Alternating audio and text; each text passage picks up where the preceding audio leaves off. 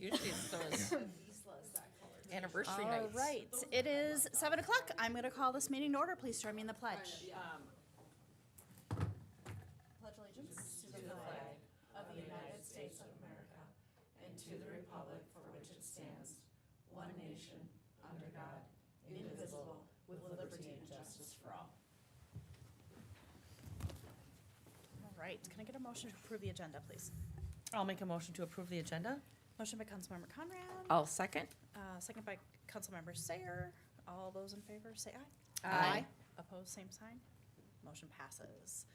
All right, is anyone here for community comment? No, all right. We have no presentations and reports, but we do have some public hearings. So up first is the Truth in Taxation public hearing. Can I get a motion to open the public hearing, please? So moved. Got a motion by Councilmember Pasco, I'll second. second by Councilmember Conrad. Any further discussion? All those in favor say aye. Aye. Opposed, same sign. Motion passes. All right, Ms. Schutte. Thank you, Mayor and Council. I have prepared a 2026 Truth in Taxation presentation for us tonight and the audience to go over the budget and levy for next year. So I'll briefly go through the presentation. Please stop me if you have any questions. So Truth in Taxation, the three main components is the proposed levy adoption. Local governments over 500 residents are required to do this. And then the parcel-specific notifications, that's the Carver County Auditor. They mail each homeowner and business the proposed tax notice in November, and we've all received those by now, estimating what they will pay for taxes in the following year. And then the public meeting, this is what we're doing tonight, allowing residents to ask questions, and then, council can hear their concerns. So why is it important? Why is the Truth in Taxation important? Transparency. We're showing how the budget spending connects to property taxes, and we're staying accountable to residents. And we're allowing public input and allowing residents to share their feedback and ask questions, and perhaps influence council's final budget and tax decisions. We do not have to adopt until the next council meeting, so 2 weeks from tonight. So there still is time for influence. And then it prevents hidden tax increases, so ensures property tax revenue doesn't rise automatically with property values. And then it promotes open discussion. So here you'll see a proposed tax statement for 2026, and you'll see that the City of Carver tax is just a third of what is actually being taxed. You have the Carver County and then also the Eastern Carver County schools. There is also a few other ones like the Metro Special Taxing District, and then there's the mosquito control. The deadline to dispute any values of your assessment, your home assessment, that has passed. So you'll get a notice usually around springtime, I think it's March, and then you can, challenge your values, I think, in June. But those dates are posted on that notice you get in March. The City of Carver 2025 assessment summary, we received these values directly from the Carver County Assessor's Office, and they break down our properties in the City of Carver into different categories: residential, commercial, industrial, apartment, and agricultural. So for 2026, the market value estimates are going up by about 8%. This number last year was 4.98% increase, so we are increasing a little bit more than we were last year, as is our average valued home. So our average valued home for 2026 is at $453,000, whereas in 2025 it was at $433,000. So as you can see, the average valued home trends just continue to increase. The cost of housing continues to increase. So what you paid for a house back in 2017 on average is not what you're paying in 2026. And when we talk about new residential construction value added by assessment year, how much value are we adding in all of those new homes that the Carver County Assessor is taking a look at when they're looking at our market value for the whole city? So in 2025, it was $41 million of new construction residential added. I like to point out the difference during this presentation, especially general fund versus enterprise fund. And the reason for that is because there's sometimes a misconception of what are my tax dollars used for, or what does my utility bill pay for, where residents get a little confused. So I like to just point out the main differences. Revenue sources for the general fund come from property taxes, permit revenue, and other city services. And this represents the city's basic operating fund, and the city tax rate and levy must support these current and future operations of the city. However, the enterprise fund, this is acting more like kind of like we're running a business, I guess. So the revenue sources come from our water, sewer, and stormwater. So basically our utility bill, or the developer's connection fees maybe. And so this type of fund is operated as a standalone business. And the utility rates must support these operations and future infrastructure or anything that we're planning to do and put money into.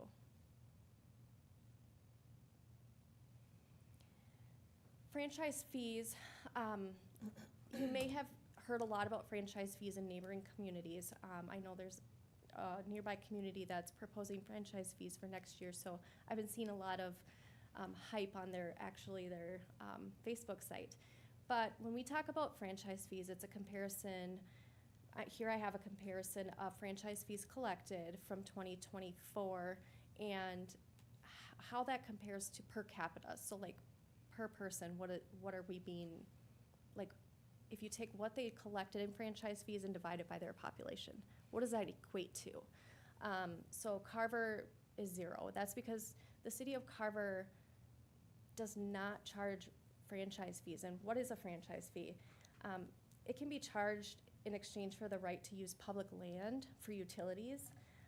And then that utility is authorized to pass this fee on to residents as a city fee on their utility bill. So this can be any sort of utility. It can be MetroNet, Excel, CenterPoint, any sort of utility that city decides to make an agreement with. And so municipalities can use these revenues to reduce, costs for things, and they can use the revenue to do projects. But then in exchange for that, sometimes it might look like their property tax is a little bit smaller. So it's just kind of a different way to collect property tax, I guess you could say. I'm sorry to interrupt you, but I want to make one statement about the franchise fees. So as a council, we decided not to impose franchise fees because we felt that it was basically a sneaky tax that you'll find on your utility bill that you won't notice is there. It's a pass-through that comes through that gets paid in your utility bill, and then that pass-through money comes into the city coffers. However, the council at the time, Kayla, I know you were on the council then, felt that if we are going to have taxes with our residents, that it's important to be transparent and let our residents know what those taxes are going to, rather than having a sneaky tax that comes through your utility bill that you don't realize is there. Now, when you look at some of these other cities who are larger, sure, it looks like, oh, great, their taxes are so much lower, but you're looking at collecting $5 million in hidden fees that come in on utility bills that you don't realize are there.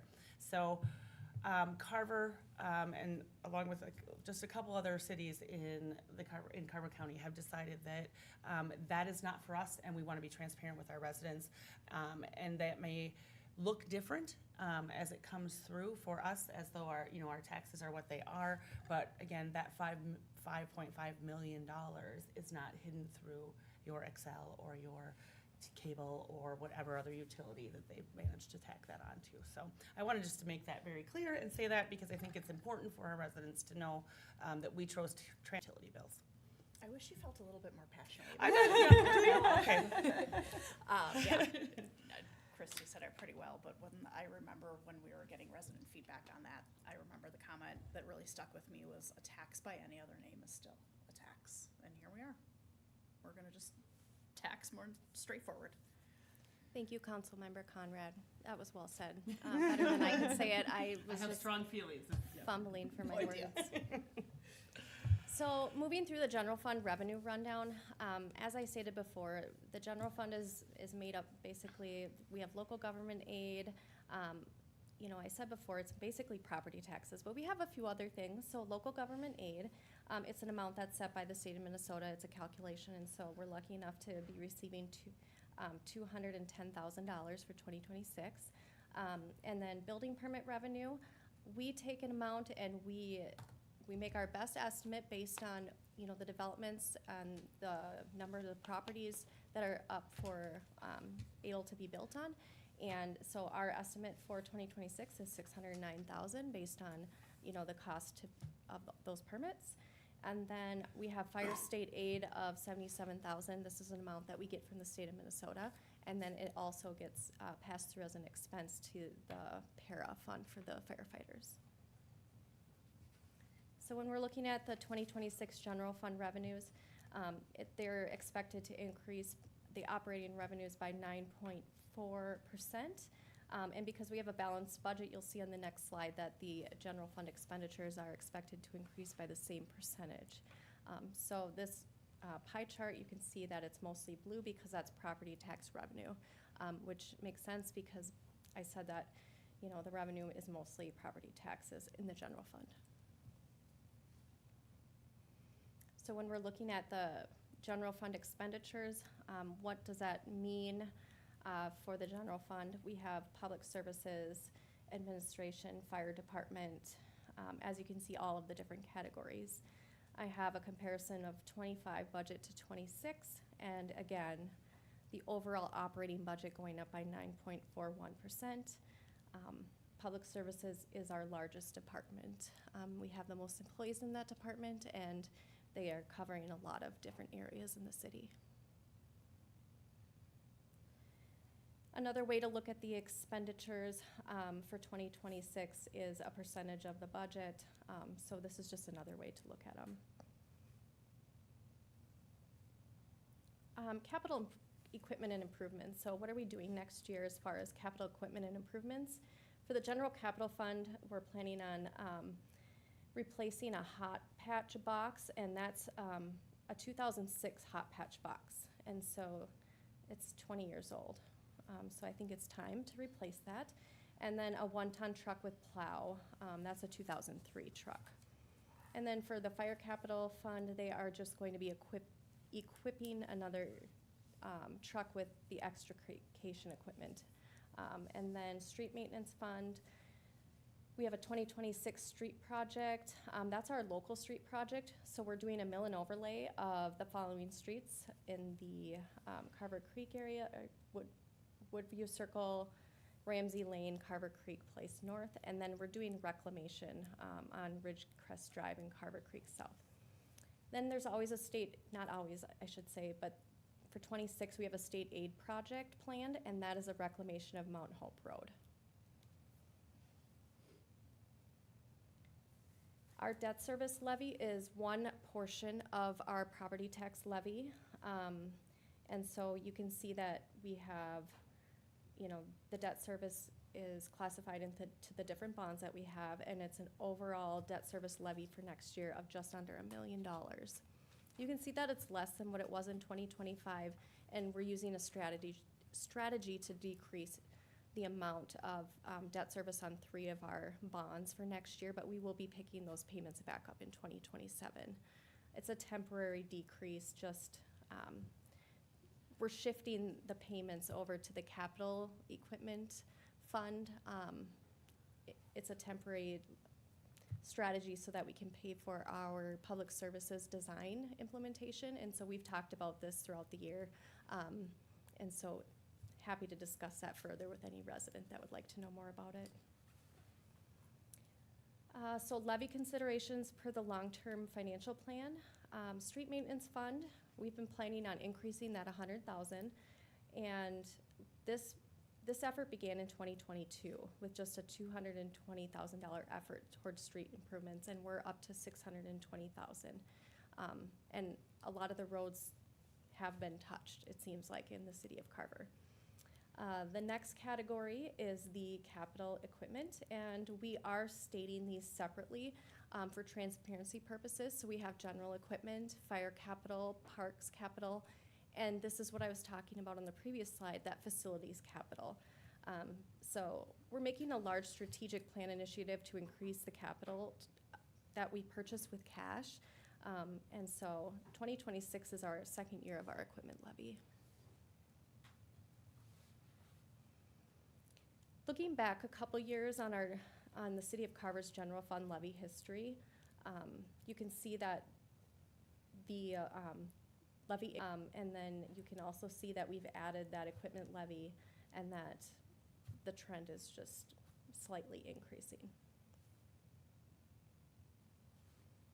Again, this is just another way to look at it. So then with the levy, it directly impacts, once we get our numbers from the Carver County, it directly impacts how the City of Carver's tax rate is calculated. So with the market values and the tax capacity that is provided by Carver County and our levy that we need to support the city operations, that creates the tax rate. So we're proposing a 43.36% tax rate for 2026. That is just under a 1% increase, or just over. So I like to also just kind of show, we have our proposed tax rates that have been proposed by the Carver County cities. And we always like comparing ourselves to other people, even though you're not supposed to do that. But we take our comparison to both the Carver County cities and then also our benchmark cities. And it's just kind of puts us in check to see how are we doing in comparison to our neighbors. Because if we're not comparing ourselves to other people, you darn better bet that our residents are doing it for us. So on this slide, you'll see that the 2025 final tax rate and then the 26 proposed tax rate. I have Carver highlighted. And then what would that tax rate equate to on the City of Carver's average valued home, which is that $453,000. And this is just the city tax portion.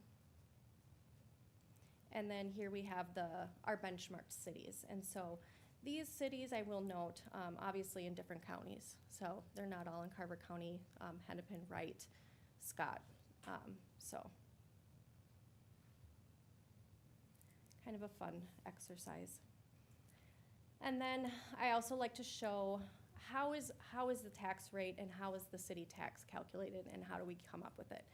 So you have your home value that comes from this Carver County tax assessor.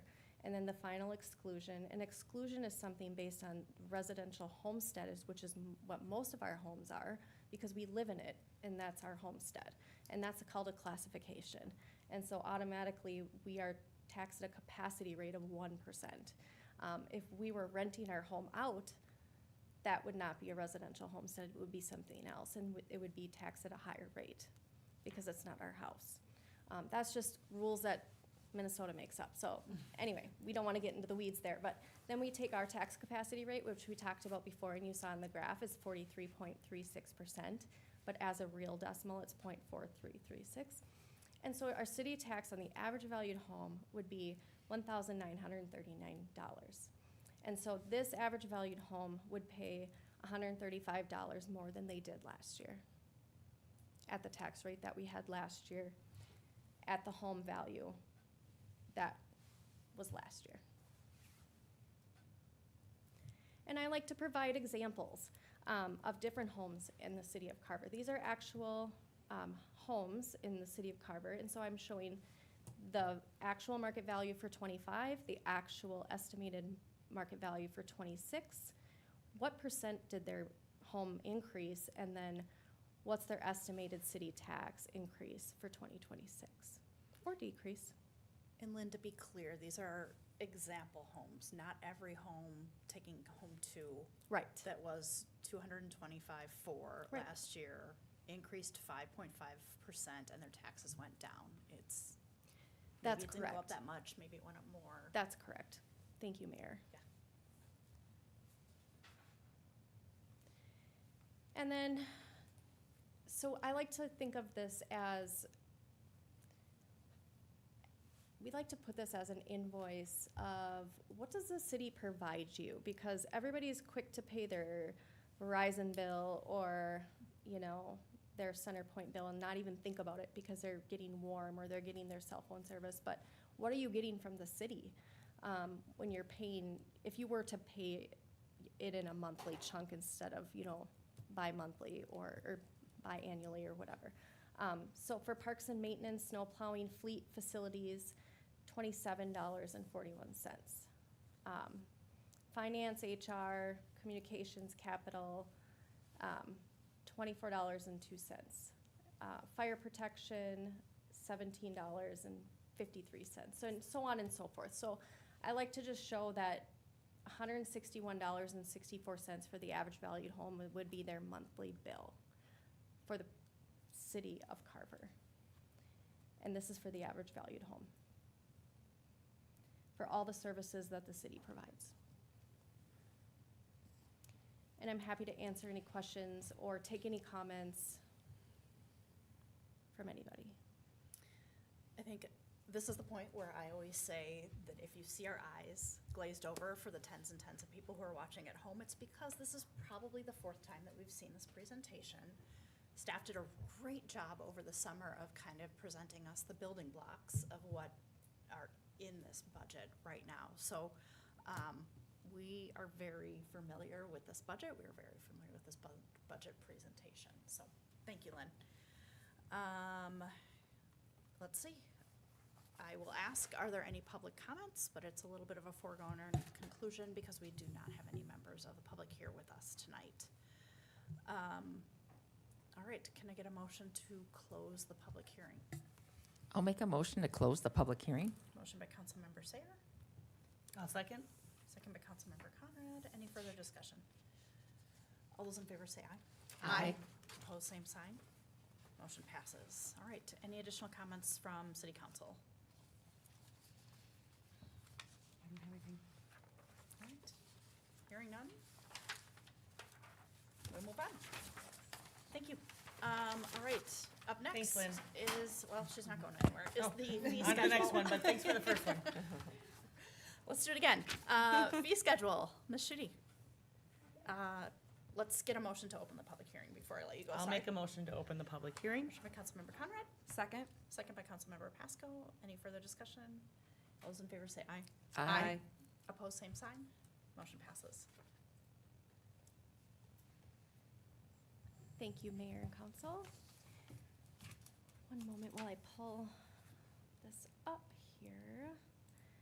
So annually, we have to adopt the fee schedule. It is an amendment to, I can't talk and do this. No, Am I that's fine. kidding? Don't worry about it. I'm sorry. You're fine. Okay. We used to ask for dad jokes. I said we used to. So I heard a good one last night. We had a waiter and he said, you know, I don't share this with everybody, but I used to struggle with addiction. Shoot. Way to leave us Doesn't hanging sound like there. really great. But then I did the hokey pokey and I turned myself around. Oh, that is, yeah. And he goes, yeah, that's what it's really all about. Oh my gosh, that's terrible. Yeah. Thank you Did for you that. clap? Brett's like looking like he doesn't approve of it, but he is gonna be using that tomorrow. Yep. Yeah, that's. Thanks for buying me time. I Yeah, no appreciate that. So we're here tonight to have a public hearing and potentially adopt the 2026 fee schedule, which entails adopting an ordinance and a resolution. So the city council adopts an ordinance to establish an annual fee schedule for the upcoming year as set forth by the municipal code. So we presented changes to the fee schedule to the 2025, which is our current fee schedule, at the October 6th work session. And I can review the changes that we kind of went through. And then if you do have any direct questions on the actual fee schedule, I'd be happy to go through those, but I'm not gonna go line by line through them. So I'll just go through the summary here quickly. and then I'll turn it back over to council for any questions. So with the rental facilities, there were $5 increases to most of the rental locations, a little bit of a larger increase to the Village Hall to keep pace with the other Carver County cities' larger rental facilities. The utility fees were analyzed in our long-term financial plan, and so we increased those based on what the long-term financial plan suggested. And so there's a separate memo in this council memo saying what each water, sewer, stormwater increase is. Happy to go over those if you'd like me to. Licenses increased to most business and general licenses. On-sale liquor licenses will increase by 5% for 2026. We did have a couple meetings talking about liquor licenses throughout the year. Community development, certain building inspection permits and zoning fees are proposed to increase by about 4% to support increasing labor and administration costs and to stay consistent with neighboring cities. One thing I will note is that the chicken coop permit was changed to a zoning permit. It just kind of cleans things up. And also there's a separate memo regarding that as well.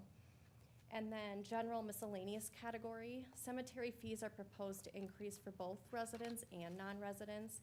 And then there's various other miscellaneous and administrative permits, which are proposed to increase between $5 to $10. And then also we kind of cleaned up the language on the mowing nuisance, sidewalk shoveling violations.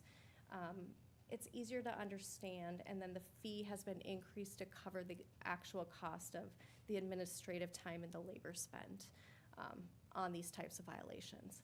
So attached to this document is the proposed 2026 fee schedule, the utility fee document, the community development fees, and then we have the ordinance that needs to be adopted, the resolution that's that will publish the summary ordinance, and then the final 2026 fee schedule, which you'll see in a new format. Happy to answer any questions, but yeah. Any questions? I have a question, the last thing. Are there 3 things that you're looking for us? You adopt the resolution, or is it just 2? It's just 2. Okay. Yeah, I just provided a new copy of the 2026 fee schedule, just for your eyes. Thank you. Yeah. So here too, for those who might be watching at home, it's worth noting that this is, again, a multiple time that we have seen this, probably the 3rd time that we have seen this specifically. So if it seems like we don't have any questions, it's because we don't. We got them all out of our system when we saw previous versions of this. So with that, I will ask, are there any public comments? And again, there's still nobody here, so that's unlikely, unfortunately. All right, can I get a motion to close the public hearing? I would make a motion to close the public hearing. Motion by Councilmember Pascal. Can I get a second? I'll second. Second by Councilmember Sayer. Any further discussion?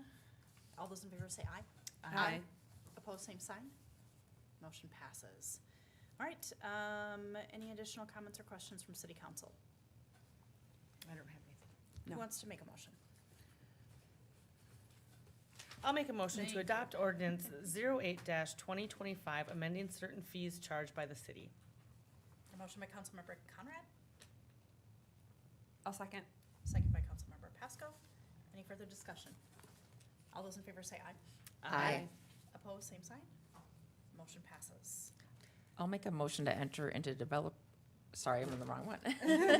I'll make a motion to adopt resolution 141-25, authorizing summary publication of ordinance 08-2025. Motion by Councilmember Sayer, I'll second. second by Councilmember Conrad. Any further discussion? All those in favor say aye. Aye. Opposed, same sign. Motion passes. All right. Can I get a motion to approve the consent agenda? I will make a motion to approve the consent agenda. Motion by Councilmember Conrad, Second? second by Councilmember Pasco. Any further discussion? All those in favor say aye. Aye. Opposed, same sign. Motion passes. Excuse me. Up next, the land use application for Taco Bell. Ms. Smith. Thank you. In an effort to not have my computer issues happen like we did at Planning Commission. I'm using a different computer. It's okay, we got there in the end. We did. Everyone was so patient with me. It was so kind. It was Should've such a been trained short little meeting, bit. it took you longer to get your computer to I work know. than it did to have the meeting. Talk to the planning commissioners about dad jokes. Tell them to come prepared I next know, time. once Cindy left, we lost that feature. She was always our mainstay for it. Okay, much smoother than last Thursday when I did this with the Planning Commission. Mayor and Council, thank you. Tonight we were reviewing land use applications. It seems like there's a lot of people involved in this process. It's because there are. So there are two applicants. It's United Properties, who owns property in Carver Commons. They are applying for the platting. So they're looking to create a lot. So it's preliminary and final plat tonight to allow for Marcus Development or Border Foods to come in with an application for a Taco Bell project. So tonight you're reviewing both preliminary and final plat. We do these things concurrently fairly frequently, especially with commercial and industrial projects when it's one building, there isn't a ton of infrastructure that's changing. So this process is pretty typical for us. And then as Councilmember Sayer gave us a little preview, there's a developer's agreement in the packet for your consideration as well. So some details, talking through some of the groups that are involved. United Properties, again, is the property owner. They've owned property in Carver Commons for a couple decades at this point. So we've seen a ton of action since 2018 when Quick Trip kicked off that site. Folks have been rolling in since then. So United Properties still owns a couple sites in that property. I have a slide in a couple that shows the remaining outlots that can be developed that I'll talk through. So the proposed application and action for you tonight creates the lot. So the platting creates lot 1, block 1, which then can develop as the Taco Bell. So it's taking a larger lot, splitting it into two to allow for development. Marcus Development and Border Foods is Taco Bell, so they're the proposed user for the site. Based on our city code, they are a permitted user, so they're not looking for any type of zoning code approval tonight. They meet the specifications of our zoning code. They're not looking for setback variation, height variation, any of that information. So it's a little bit confusing that United Properties is the application we're reviewing tonight. It's the platting, but the Taco Bell is the easy thing to sink our teeth into and talk about. So it's the, I don't want to say it's ugly, because Dave will probably think platting is beautiful, but just the concept of platting is creating that lot for the Taco Bell to be able to develop. So we've had a lot of discussion about the design of the building. So during the concept plan phase, the Planning Commission, City Council, and staff all provided some conversation about the design of the first building. So there's some additional information about an update to come. So location, where is this slated to go? So Carver Commons is at the corner of 212 and Jonathan Carver Parkway. It is home to Quick Trip, Next Steps Learning Center, Hometown Bank, Mocha Monkey, Les Schwab, that's under construction, and then the Slip Right, which also is constructed as part of the Les Schwab project. You can see on the screen the Taco Bell is proposed directly north of Hometown Bank and Mocha Monkey. So the property is zoned freeway commercial. Again, Taco Bell is a permitted use. The city does not choose the business. We choose the type of business. So this property is zoned freeway commercial. Taco Bell fits within those parameters. And a drive-through is also a permitted use on this site. So on the screen now, our Google Maps is really updated, which is wonderful for a lot of reasons. But you can see that the Slip Right is fully constructed in this picture. So you can see where it goes into a 2-lane road just west of the Taco Bell site that will allow access into the Les Schwab site as well as others as they continue to develop. And then on the right, I've imposed the Taco Bell site plan into the picture so you can start to see how it orients with other buildings, the parking lot, the landscaping in Hometown Bank is included in some of their drawings, so you can line up where the two come together. So you can see it's directly adjacent to Jonathan Carver Parkway on a north-south access along that street frontage. So one of the planning commissioners asked me to put this together just to have a whole view of what remains on the site, what's there, what's developable, what's not. So anything in green is a project that either has developed or is in for application. So it's obviously Next Step, Quick Trip, Hometown Bank, Mocha Monkey, Les Schwab, and now Taco Bell. So the platting tonight would create a 1.27 acre site for the Taco Bell, leaving a remaining 1.78 acre outlot that would be available for development. There's a small outlet that's directly east of Next Steps Learning Center that's just over an acre. And then the remainder of the site is still held in outlet, the 11.8 acres, again in blue. The pond in the northeast corner is not developable. It's a large stormwater system that takes water from several projects, so that area is not developable. But there are still 3 remaining sites after the Taco Bell application for potential development. So depending on what the user is, these projects might not require council approval, so it could go through as just a building permit if they meet all the requirements of the city code and if they meet the requirements for our subdivision section. So if they're not choosing to subdivide a lot further or plat a lot further, they could just come in on building permit. So just a heads up that this process is being run currently for the platting to create that lot for the Taco Bell. On the screen now are the concept plan drawings that the Planning Commission and City Council both reviewed. So some feedback from both groups. It was pretty similar from both, which is always helpful to have everyone on the same page instead of 2 completely different directions. But some feedback was that the series of garage doors with the Les Schwab directly adjacent felt like it was an industrial stretch. So looking to limit the amount of the facade of the garage door. The steel on the corner was something that was discussed, and then the presence of purple was a discussion both at the Planning Commission and City Council. I want to be really clear about this and then the proposed version that we're looking at tonight, that both versions do meet the intent of the city code, so the materials were fine on both. They met our requirements for the freeway commercial zoning district, but in being a good partner, Marcus Development and Border Foods took feedback from the Planning Commission, City Council, and staff, and have offered the updated design of their new facility called the Kitchen X model. So these are part of the Carver specific plans. So the Taco Bell drive-through sign that you're looking at on the left would be right next to Hometown Bank and Mocha Monkey. So this would be as if you're backward to Next Steps Learning Center looking towards Jonathan Carver Parkway.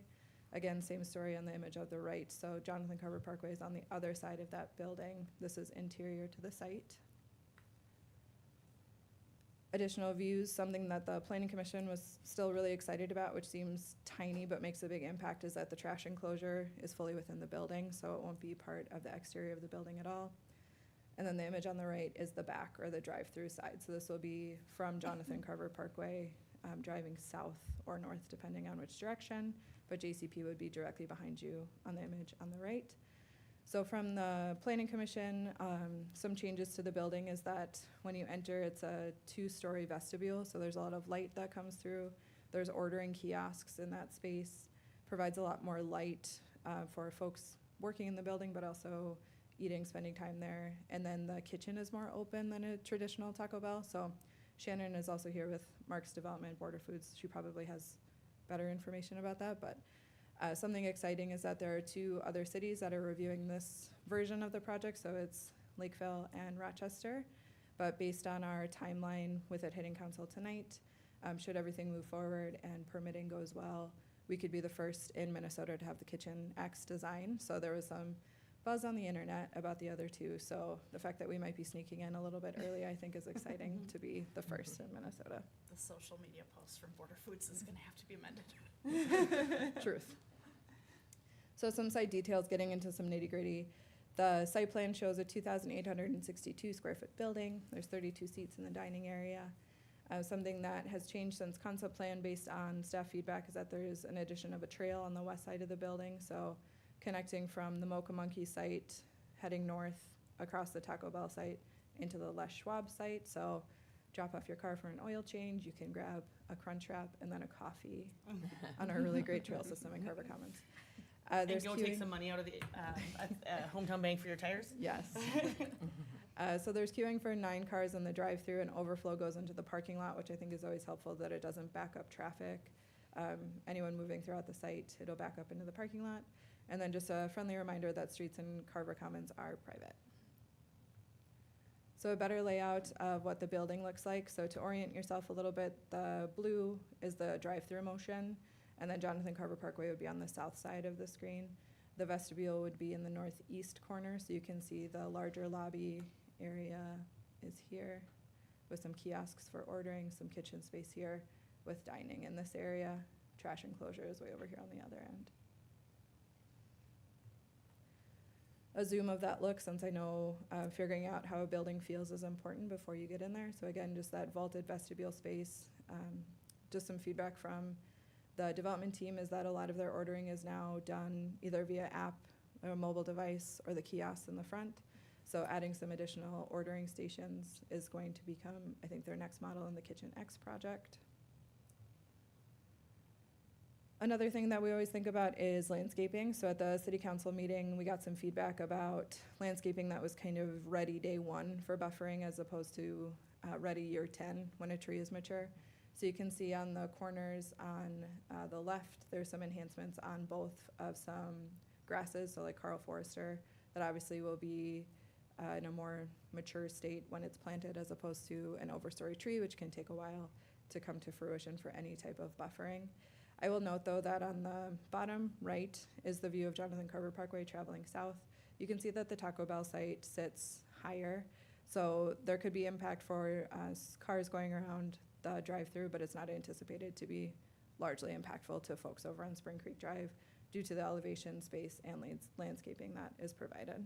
How about cars traveling on Jonathan? Because if they're coming around, if I'm looking at this correctly, if they're coming around, those headlights are gonna flash into Jonathan Carver Parkway before they straighten back out into the drive-through. So, I'm- It's up higher though. Yeah, the Like that's the. right, but as you're coming down the road right here, as they turn, even though this is higher, when they make that turn, is the landscaping going to block that? with the elevation, I'm not concerned about it. Okay. The headlights at Taco Bell are going to be above cars traveling south. Okay. But if that turns out to be different and we realize it a couple of years on, I think we could talk about it too, to figure out if we can shift some of that landscaping, but based on what I know today, I'm not concerned with it. If we do end up finding it as a concern, is that gonna be on our dime later then? No, I mean, I hope not. I hope that they would be a good partner. I won't put words in their mouth. But if we typically can work through some of these issues with the developer to say, hey, it's not what we expected. We did it both with best intentions. Can we figure out a solution? So, Gotcha. Okay, thank you. on the screen now is the preliminary plat. So it shows Lot 1, Block 1, which would be the Taco Bell, and then Outlot A, which would be available for development. So again, splitting the lot into 1.27 acres for the Taco Bell, remaining 1.38 in Outlot A. And Sorry, Erin, I have a question. On the remaining, is it 1.78 or 1.3? And maybe it's different on like the actual, sorry, it's 7. what's usable versus like what's developable? So things to take into account on these sites would be like street access. So for this one, the Taco Bell provides the north-south street for the west side.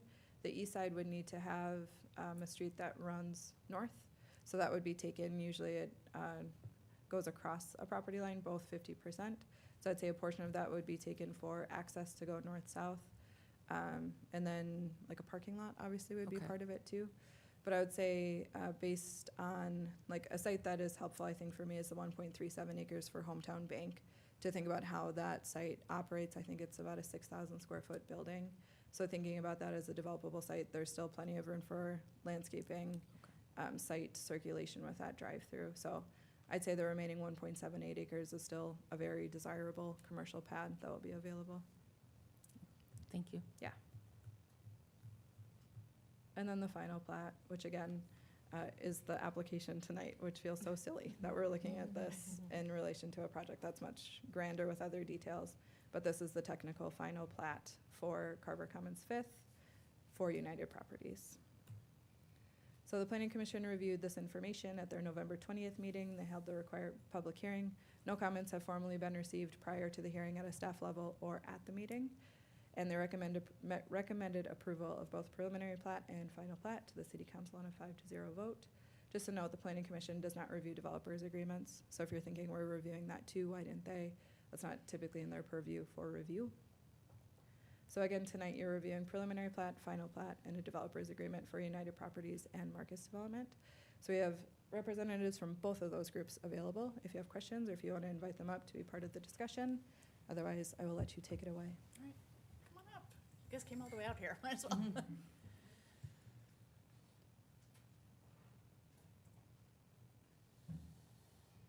Welcome.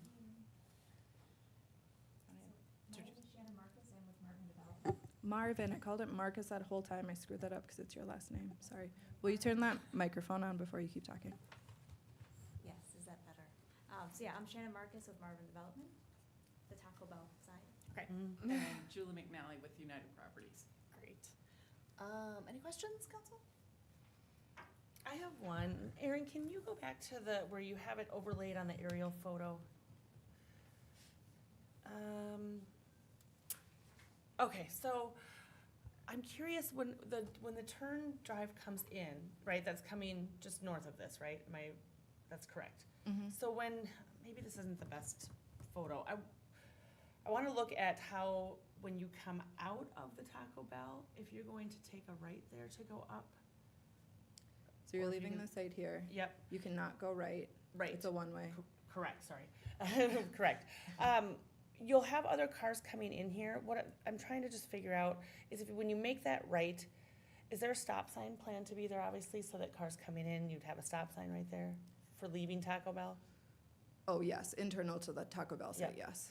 So from this turn radius here, where you have the arrow going out, you've got the trail, is there a full car length there? It looks really short to me, Oh, shoot, sorry. and maybe there's a better, one of your slides might be Like better. in here? Yeah, so if you come out to that internal stop sign and you're gonna take the left, Mhm. where this turn is, where you come out, is that a full car length there? That's my only concern, is that if you're gonna make that turn to then wait, you're gonna come out of that parking lot, you're gonna Mhm. make that turn to turn left, Mhm. that there's a full or full car length there. Otherwise, you're gonna be jockeyed sideways out, Yeah. waiting to take a left, so. I can't give you like a specific answer for how long it is, but I would say like for scale, the whole thing is shrunk down so tiny. Mhm. So if you see the cars in the drive-through, if we Mhm. could pick them up and bring them over there, I'd say yes, that movement can happen Okay. going out of the site. So if you go to, I'm gonna, like, this one, Mhm. okay, There we go. there we go. So, that's probably a better look at it. Oops. Oh my gosh. I just wanna make sure, again, taking that right, and sitting at that stop sign before you take the left, that you've Mhm. got at least one full car length in there, otherwise you're gonna be cockeyed out in the drive lane before you can make that stop. Yeah, so this is a good representation of it too. So this is to get the Taco Bell site, this is the trail, and then this is to go across. So it's this entire length here. Okay, So okay, it's I think it's just deceiving with the the kind of the scale gray of it, shaded, yeah. Yep. Okay, that's all I had then, thank you. That's a good question. Any other questions? I have some questions. First, I really like the plotting. It's hard not to like look further into the Mhm. design things, but and it's not for this meeting, but so I'm making a note of like the sign easement, like if there's where I would want to see like how tall the sign is, is it neon, is it flashing? Like I realize we have a sign, ordinance, but I just don't want to like be surprised and then be like, oh, we were kind of picturing something different. So that will not come to you as a separate application Okay. unless they are intending to not meet the sign code, but that has not been part of our conversation. Okay, So if they had come to us and said, we want to propose a Taco Bell, but we want the sign to be 50 feet tall, mm-hmm. they would need to get usually, okay, that was a bad example, sorry. They would have to get a PCD or a planned commercial development overlay. So they are intending right now to meet the intent of our sign code. Okay, So nothing that they have said, nothing that we've seen is saying that they'll need to come back for that additional Okay. review. It will have to meet the code. It will have to go through the building permit process, but it's not anticipated to come back to city council. okay. And sorry, I haven't done my research, but did Hometime Bank ask for anything different or theirs is No. within the, like the ordinance? Okay. Correct. And then, yeah, I just wanted to give feedback. I love the trail on the west side. And then I really like, if I've seen this right, a lot of extra parking spaces compared to what would be required.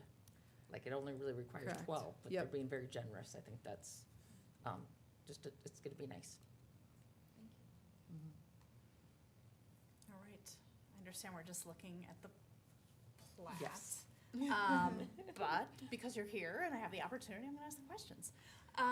First of all, I appreciate the swap for the Kitchen X model. I really, really appreciate you guys taking our feedback into account. This is great. This definitely, I remember my feedback was the previous model was very purple forward. I think that this helps diminish my concerns for that, and I think it looks great. I think it's exciting that we will potentially be the first one of these in the state of Minnesota. Only because I've been asked the question and I can't answer it. Can you explain to us again the difference between Marvin Development? Sorry, I wrote it down wrong. Versus Border Foods. Yeah, so Marvin Development, we are the entity that owns the land, so we're the one purchasing from UP the property. And then we lease it to Border Foods, who's our operating entity, who actually operates, employs the Taco Bell. Okay, Yes. great. But Thank we're you. both kind of similar. We both work together. Okay. It's December 1st. We're potentially going to approve this tonight. Can you talk me through your timeline? Yeah, so right now, after we're hopefully approved, we'll, look to close with UP and then hopefully start construction in the spring, or as soon as the weather allows. That's our current goal. Okay. It's still a 120-day construction? About 120 day. Okay. Yeah, correct. That's wild to me. You've said it before, but again, while I'm asking questions, how many employees do you imagine? So ideally, fully staffed will be 30 to 40 employees. And so, that varies based on how busy we are and the hours that we're open. But ideally, 30 to 40 employees. Okay, great. I do not have any additional questions. I'll make a motion to adopt Resolution 142-25, approving preliminary plat and final plat for United Properties with co-applicant of Marvin Development. Got a motion by Councilmember Conrad, Second? second by Councilmember Pasco. Any further discussion? All those in favor say aye. Aye. Opposed, same sign. Motion passes. I'll make a motion to enter into developers agreement with United Properties and Marvin Development. Got a motion by Councilmember Conrad, Second? and a second by Councilmember Pasco. Any further discussion? All those in favor say aye. All those opposed? Motion passes. Welcome to Carver. Thank you. There have been children emailing me saying, how soon is it gonna, when is it gonna open? So, We're working our best and hardest to get open as soon as possible. okay, well, a lot of folks are very excited about this. Thank you for coming to Carver. Thank you very Thanks. much. All right, up next, we are going to go into closed session to conduct the city manager's annual performance review. Let's see, can I get a motion for that? Just because we have some people hanging around with staff, could I do my city manager updates first? Yeah. Go ahead, sorry. Otherwise, we just do around. Oh, Just chilling in the hallway? sorry.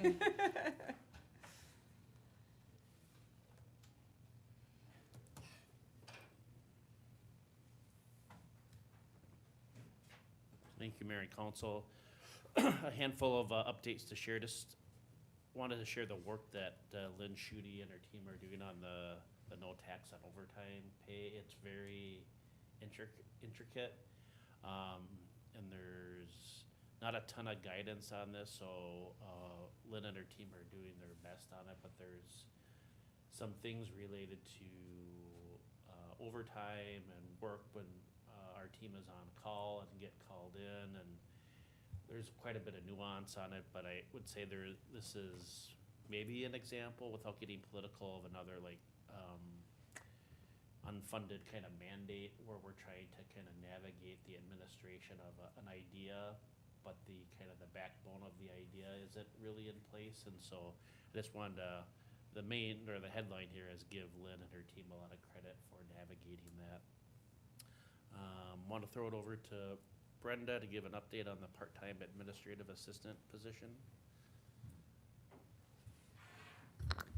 As you know, we put out an ad for a part-time admin assistant position to help with the admin services support, and that would include the fire station, or the fire department and public services as well. We had 55 applicants for that. Very popular for an afternoon position, so it was quite the process to weed through those. Conducted 5 interviews with the help of Aaron. And we landed on one applicant that really outshined. And so we made an offer to her. Her name is Amber Wickenhauser, and she has accepted the offer. She has roots in Carver County. To say the least. Exactly. So she brings over 10 years of experience in the admin role and is very excited. So she will be joining us after we go through the process to onboard somebody, so hopefully soon. And we'll largely be working afternoons. And like I said, she'll be helping out the public services team and the fire department as well. She was really excited about those opportunities, so we're excited to bring her on board. Is that a Monday through Friday then? Or what hour, or what days? Sorry. It's 16 hours a week. We haven't settled on it entirely, but we were looking for some additional support on Fridays. Okay. So that was one of our, kind of our asks, and didn't seem like that would be an issue at all. So maybe 4 afternoon shifts, or maybe 3 Whatever, afternoon yeah. shifts and a full day. Okay. So, When we switch to, when we're closed on Friday afternoons, she'll just shift hours Yep. around? yeah, Nope. yeah. Well, I don't, She'll stay. It kind of caught us off guard, I'll be honest. I was, during the interview, it was like, oh yeah, Fridays, that's right, no one will be here, so, during the summer months, so, yeah. so it's just a guarantee of the 16 hours then, just however it, Based on workload, yeah. yeah. Mm-hmm. All right, thanks, Brenda. If you remember, our last meeting of the year kind of ends up being our awards ceremony, so you'll be recognizing our 2025 community, Greg Ostradite Community Service Award. That's going to be going to Carver on the Minnesota. So they'll be here on the 15th, and then also recognizing our Employee of the Award, our Employee of the Year Award winners, which I'm happy to share, are Jason Shostat with the Fire Department and Caleb Kirchberg with the Public Services Department. If you noticed, our agenda for the work session was amended. We pushed our advanced metering infrastructure to a future work session. There's some details that we want to work through with the team before we bring that back to the council, so that'll be a 2026 discussion. Took a picture here. The 3rd Street West Bridge plaques were finally installed in the last few weeks. So happy to share that that project has been completed. Aaron Smith is leading some work on response with the council at your December 15th work session as a kind of the next edition of the Great River Energy application for that high transmission line in Lake Township. There's some additional documents to review, which Aaron and I have both reviewed, and we'll be bringing that to your work session. And then the 16th, I think, is the last day for a comment period related to that. Also be working on giving the council an update on stormwater pond maintenance communications. That's your December 15th work session. That was a kind of a to-do item from your last meeting. And then also wanted to talk about, so we've closed on 490 Old Carver Road, the old Cup of Carver building. We've had some, what I'd call casual interest from some folks related to if that property would be available for rent. And so before getting into that real deep, wanted to check in with the council. There is some benefits from a kind of a maintenance standpoint, rather than sending someone from our public services team to check in. We'd have somebody there. We'd have to be very clear on expectations, but it'd also be a way to generate some income on the property that might sit for a year. But again, wanted to kind of connect with the council before asking Aaron to kind of lead some type of coordinated process on finding a tenant for that space. Do it. I think. I was gonna say, yeah. Do it. Yeah, there's no reason not to. If we can, like you said, clear expectations, if there's gonna be some construction, the parking's gonna be a little bit of a headache. If we can rent it out to recoup some, money back, let's do it. I think if we're clear on exactly what you said, expectations, term, probably the parking is trickier in that site. Yeah, makes sense to earn a little money on that. I've heard murmurings and I've been sending them to Aaron. That's, I haven't heard from anyone. okay, well, theoretically, you should be. Cause a couple of people have asked me if we're gonna rent it, and I said, reach out to Erin Smith, she'll be able to talk to you about it. Yeah, and then just one last thing I did have noted, but We're gonna be working on a kind of a snowbird or winter parking campaign through website and social media. I know it was kind of the first major snowstorm of the year, but probably, bless you. Unfortunately, probably didn't have as much compliance with winter parking rules and getting those cars parked. And it's just, you know, it's not cost effective for our team to kind of go back and plow out areas. So we'll hit up the website, social media, the newsletter when it comes out again, but we will be asking the sheriff's office to prioritize that for our next storm. And hopefully the combination of those two things can create a better environment for following the winter parking rules. So, Can you remind me where the safe places to park then are? What's in that ordinance? I think we have Broadway and the 3rd Street west parking lots. Okay. It's in the policy, but Yeah. those are the two areas. Okay. So yeah, And it this was is- down at the end of Broadway here, correct? By the getaway down on that end, Correct. the public services building there. Yep.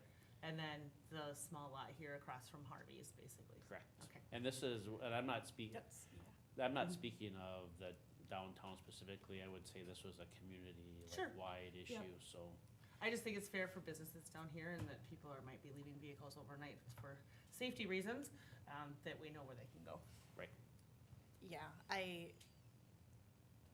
it irritates me when folks don't move their cars, cause that's the plow trucks rightfully so give these vehicles a wide berth, and then those cars move eventually, and the snow stays there.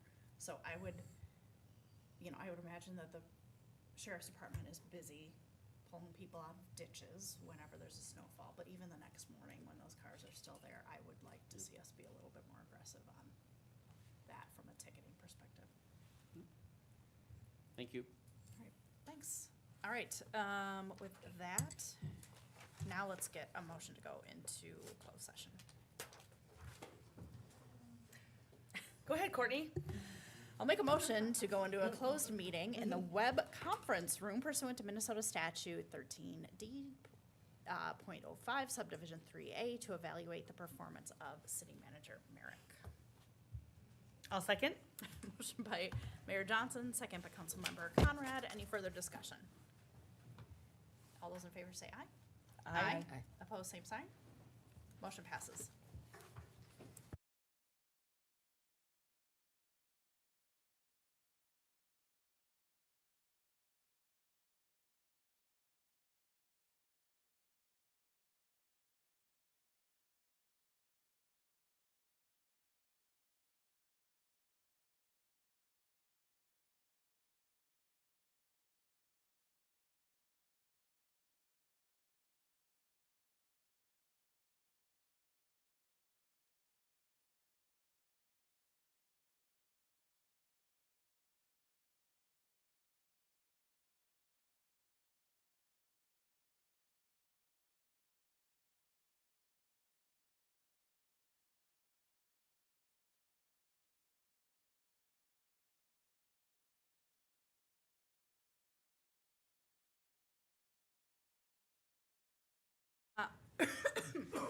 Excuse me, we are back in regular session. Up next is communications. 10.1 is the summary of city manager Merrick's performance review. We grade Brent on a scale of 1 to 10. He received nothing lower than 9. We are thrilled to have him. He had another year of exemplary performance. You're knocking it out of the park. Thank you. All right, we did city manager communications, council communications. I don't have any today. Christie? We had the Business Alliance meeting last Friday. Was it last Friday or the Friday before? Friday before. Okay, and then, oh yeah, Thanksgiving. So, I mean, we just had a nice chat that morning. I know, the Healing Hands vet, she had talked about she was redoing her website, so that's still in progress, so that was kind of an update for that. Were there any other real highlights you can think of? Okay. Thanks for covering that one for me. Oh, no problem. We were all getting ready for turkey, thinking turkey. We had a similarly short meeting for planning commission, we just had to review the plating they just had to do the plating for Taco Bell. The joke was that it took longer for Erin to get her computer working than it did for us to hold the meeting. But people are really, really excited about the Kitchen X as the design. And so I'm pleased to see that has gone through, but that's all I have. All right. For me, on November 18th, we had the Southwest Chamber Mayor's Luncheon. That's where the 4 mayors from Eastern Carver County get together and do updates and kind of state of the city on our communities. It was Chaska, Chan, Victoria, and myself. First time that there were 4 women doing those presentations, which was kind of cool, and this audience would understand that. That afternoon, I also went to the grand opening of the Family Resource Center, which is co-located with the Chaska Monrovian Church in downtown Chaska. In case you guys don't know, FRC is a community gathering spot that kind of pulls together all of the resources that are available to folks. So if folks need help with housing, employment, mental health services, food, you name it, that's where you can go. They're open somewhat limited hours. I think it's 3 days a week, but you can kind of go on the website and figure out like, oh, the housing people are here on Tuesdays, we'll go there. So a really great resource for those who might need help and might not have a direct line to some of these resources. The reason why Christy covered for me for the November Business Alliance meeting is I was in Salt Lake City at the National League of Cities City Conference, City Summit Conference, which was great. We are not a member of this, as the City of Carver, of the National League of Cities, but this is something that's kind of a peripheral benefit to me serving on the League of Minnesota Cities board. So I got to go and I attended a bunch of great breakout sessions. There was one about power and partnership, embedding community voice in local governance. Kim Norton, the mayor of Rochester, was one of the panelists, and she had some really great ideas. I was especially interested in that one as we're trying to work to kick off a community engagement process for our future public services facility and for the comprehensive plan. There was a session on data centers that I attended, which is kind of some of my concern about what's potentially coming our way. And then Tim Shriver was a keynote speaker, and he was talking about the Dignity Index, which was really super cool, and just about like on a scale of 1 to 8, kind of how you treat each other and how words matter and how you can handle something in one of those almost like the breakout. Tim did the keynote, and that was fantastic, but then the breakout session was kind of really like using examples and then saying like, where are they on this index, and kind of figuring it out. So it was a really great experience. We may see him again at the League of Minnesota Cities Conference next summer, which would be kind of cool. Let's see, and then last Saturday, I had my mayor's office hours here during Small Business Saturday.